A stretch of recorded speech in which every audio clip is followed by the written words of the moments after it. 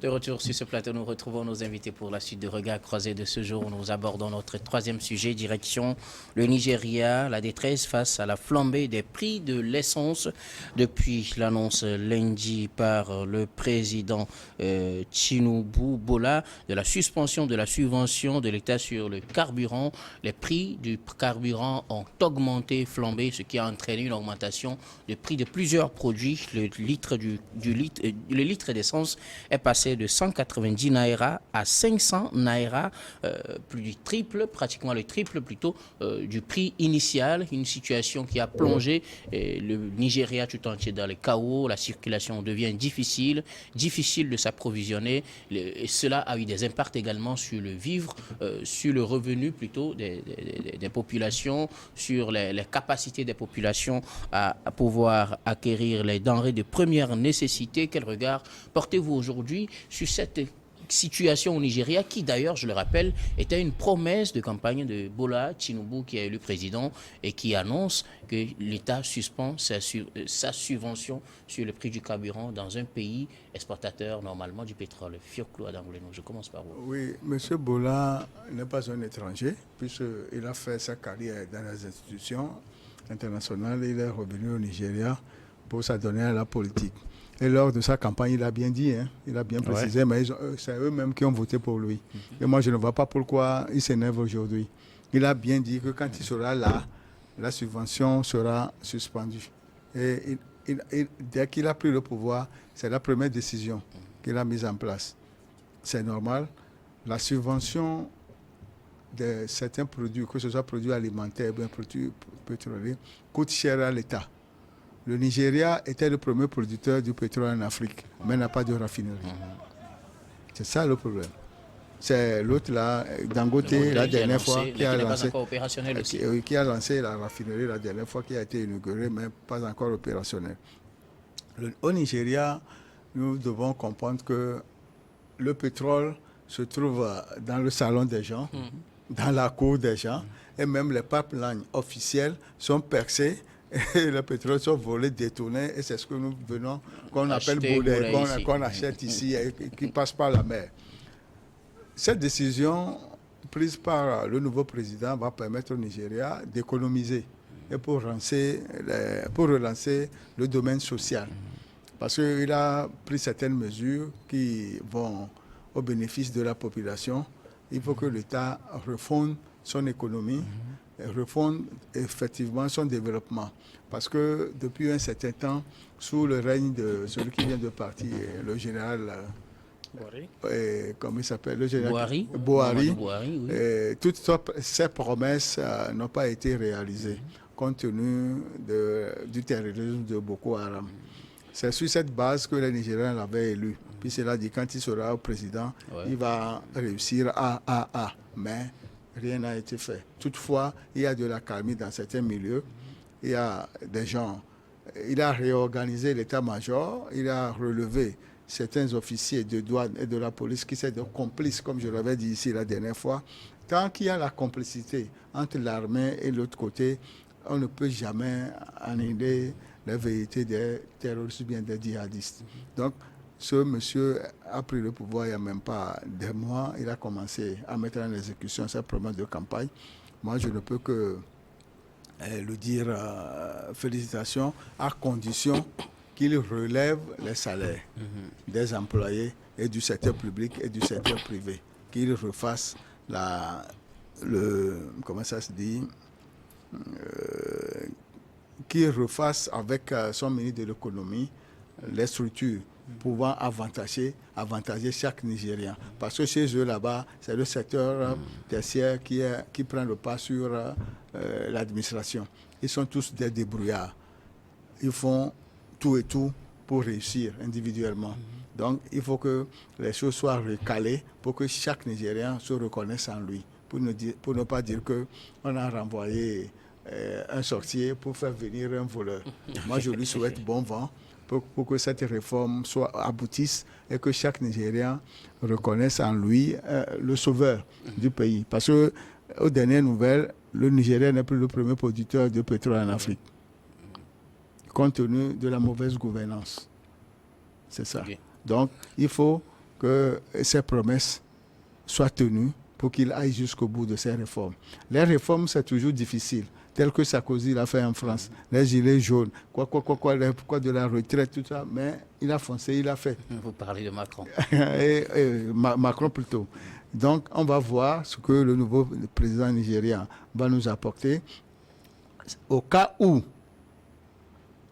ces subventions ne sont pas suivies des réformes salutaires au profit de la population, là, il y aura des problèmes. Merci beaucoup, Fioclou. Dieudonné, comme on le dit généralement, les changements les plus souhaités ont toujours leur mélancolie. On avait souhaité avoir un nouveau président. On a massivement voté pour Bola Tinubu. Il avait fait une promesse de campagne, c'est de suspendre la subvention de l'État sur le carburant. Cette subvention, comme le disait Fioclou, devait permettre à l'État de gagner, parce qu'il y avait un marque à gagner. On va le redistribuer sur d'autres domaines. Est-ce qu'on doit regretter aujourd'hui ces mesures déjà prises par Bola parce que ça a des répercussions sur les autres secteurs de la vie? Oui, Guillaume, on ne fait pas d'omelette sans casser les œufs, hein, comme on le dit toujours. Et tu te rappelles la dernière fois lorsqu'on faisait l'analyse des résultats ou alors du bilan de Buhari et aussi la prise du pouvoir par Bola, j'étais dubitatif sur l'arrivée de Bola, disant qu'on n'attendra pas trop de résultats de ce système, à moins que des mesures plus fortes puissent être prises pour mettre en place des institutions beaucoup plus fortes pour la gestion du pays. Ok, peut-être c'est l'une des prérogatives ou alors des décisions à prendre pour mettre en place des institutions fortes que nous souhaitons que Bola vient de prendre, sauf que la pilule est un peu difficile à avaler. Ça a de répercussions, quoi qu'on dise, même jusqu'ici. Cette décision simple qu'il a prise là-bas, je ne saurais vous dire exactement le poids que cela a sur le panier de la ménagère, même celui du Togolais. Maintenant, moi je me dis, il faut que des politiques souvent aient un langage beaucoup plus clair en l'égard des populations. Est-ce que les Nigérians voyaient venir aussi subitement la suspension d'une subvention sur un produit aussi prisé, aussi important dans leur quotidien qu'est le carburant? Je ne crois véritablement pas. Mais on l'entendait sous un autre angle beaucoup plus politique, avec une pédagogie pas trop claire. Maintenant, aujourd'hui, qu'on est en face de la réalité, ça fait grincer les dents. Ça fait grincer les dents. Et oui, c'est une décision bien mûrie et prise et à exécuter. Tant que la population ne voit pas le résultat ou la résultante de cette décision aujourd'hui et maintenant, c'est comme une plaie qu'on est en train de mettre sur cette population. On serait en train de crier forcément.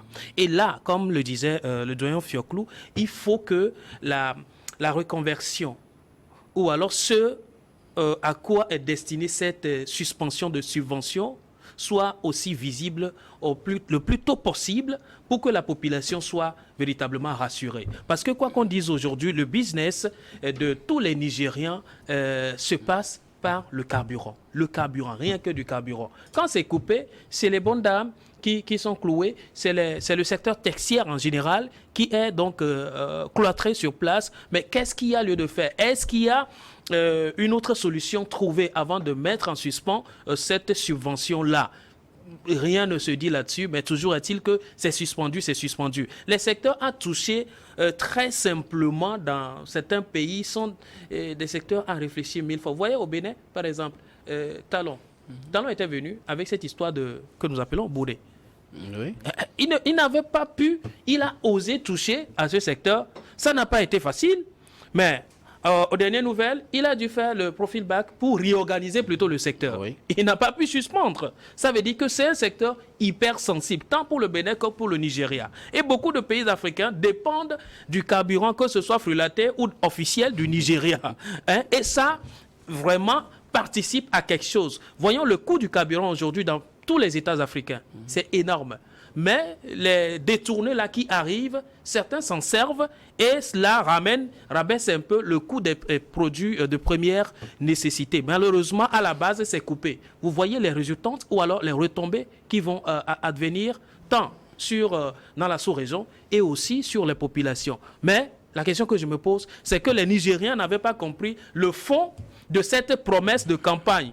En premier lieu, une promesse de campagne doit normalement faire jouir les électeurs, les votants, juste après l'entrée au pouvoir de la personne élue. Mais si l'exécution d'une promesse de campagne doit commencer par faire grincer les dents, allez-y comprendre quelque chose. Pour vous, peut-être la promesse n'a pas été bien comprise. Et Voilà, Fabo, la promesse, puisque la population est souvent analphabète. oui, donc on n'avait pas bien compris la suspension Oui. de cette subvention Et de en l'État. Afrique, nous votons les hommes et non le Et non le projet de projet. programme. Alors, je vous repose la même question. Les changements les plus souhaités ont toujours la mélancolie, dit-on.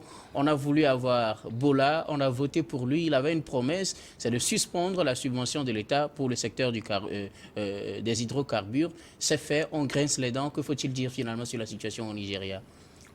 Bon, pour moi, pour dire, si l'État se désengage à subventionner les produits pétroliers, c'est d'abord pour pouvoir éviter les coûts.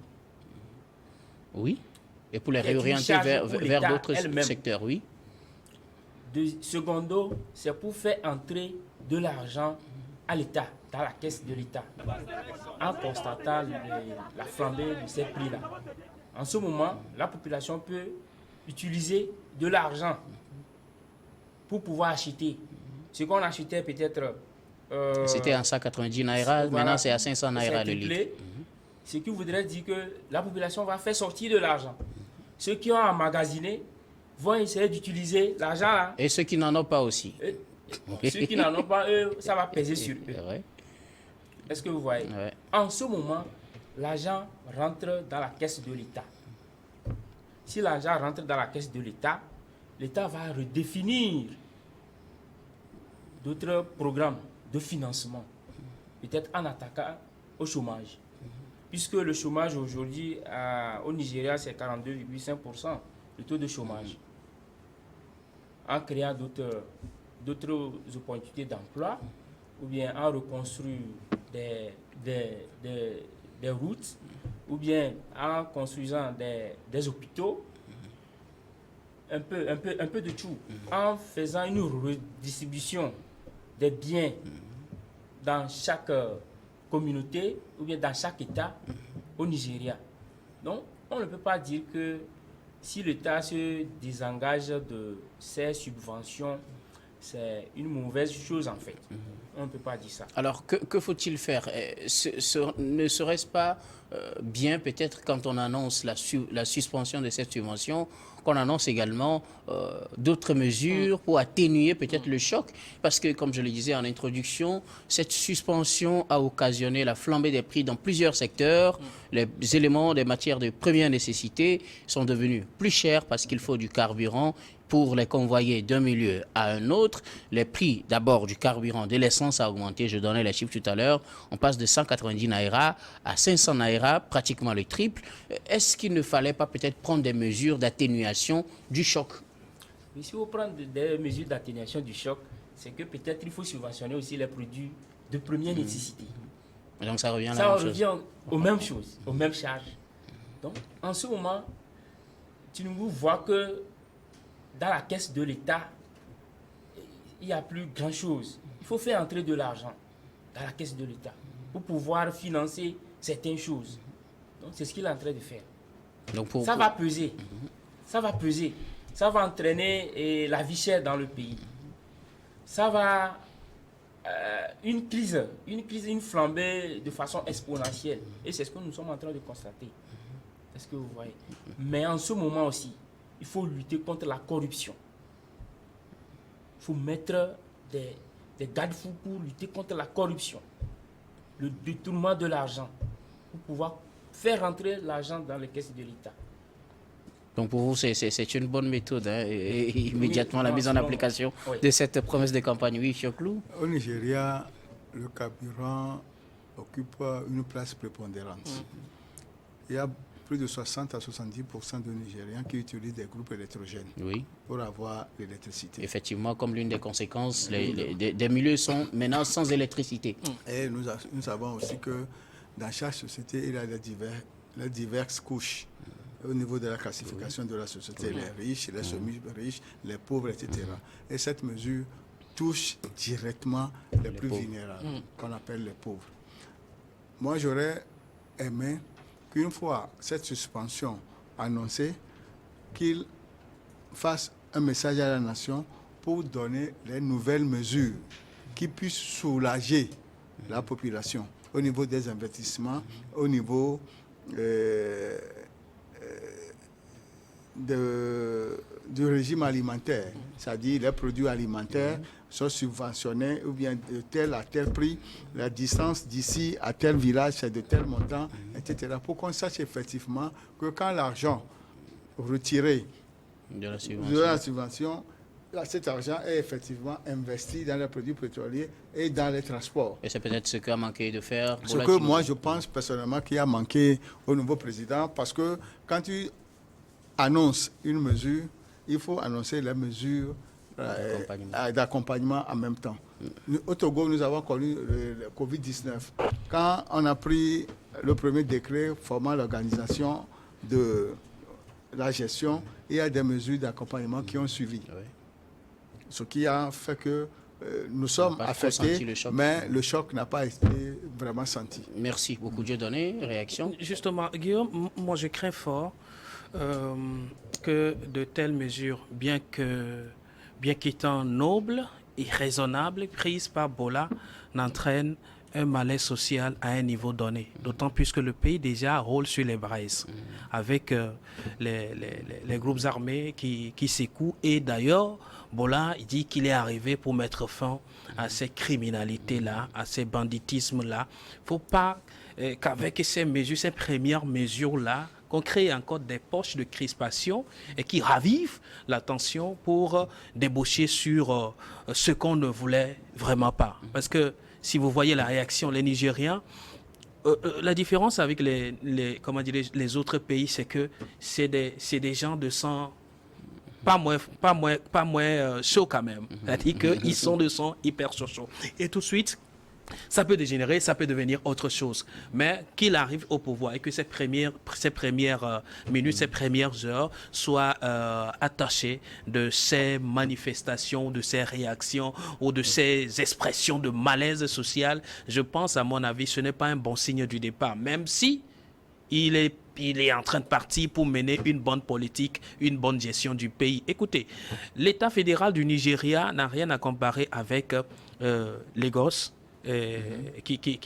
qu'il avait gouverné de 2007 de 99 à 2007. Voilà. Donc ici, c'est vrai, c'est un économiste, il a son agenda, il a son plan bien ficelé, mais qu'il pense aussi à la base, comment dirais-je, la couche, les grands vulnérables du Nigeria pour prendre des décisions. Il ne s'agira pas juste de prendre une décision juste parce que c'est urgent, c'est important.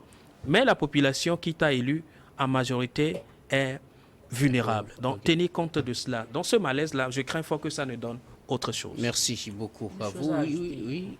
Peut-être la mesure là que Etunbo a prise, c'est sûr, ça peut être sur une durée. Ça va pas perdurer pour qu'on puisse constater des mouvements dans le pays. Ça doit être, vous espérez que cela ne dure pas? Oui. Ok, d'accord. Ça doit être sur une période. Ok, merci beaucoup. Nous allons marquer la pause, puis on vous retrouve pour la dernière partie de cette émission.